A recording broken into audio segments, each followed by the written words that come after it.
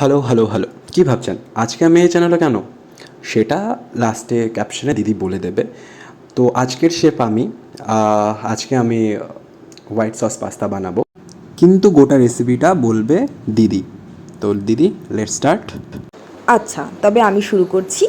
তো প্রথমেই টুকরো করে রাখা মাংসগুলোকে সেদ্ধ করে নেওয়ার জন্য কড়াইতে জল দিয়ে তাতে আদা রসুনের পেস্ট, নুন স্বাদ অনুযায়ী আর একটু পাতিলেবুর রস দিয়ে মাংসটাকে সেদ্ধ করে নিতে হবে।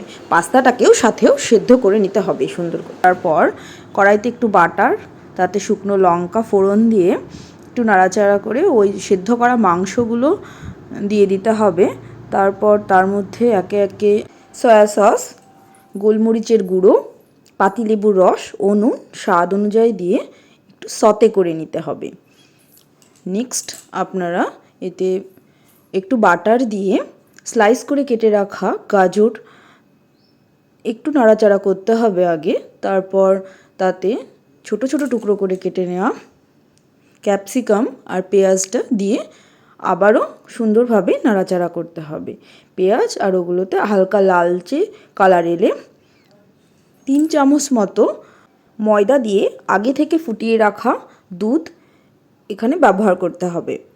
আর দুধের মধ্যে এই সময় চিজটা দেওয়ার প্রয়োজন হয়। আর চিজ যদি ঘরে না থাকে তাহলে একটা গোটা পেঁয়াজকে খোসা ছাড়িয়ে তার চারিদিকে তেজপাতা রোল করে একটা লবঙ্গ দিয়ে আটকে নিয়ে দুধটা ফোটালেই চিজের ফ্লেভারটা আপনারা এখানে পেয়ে যাবেন।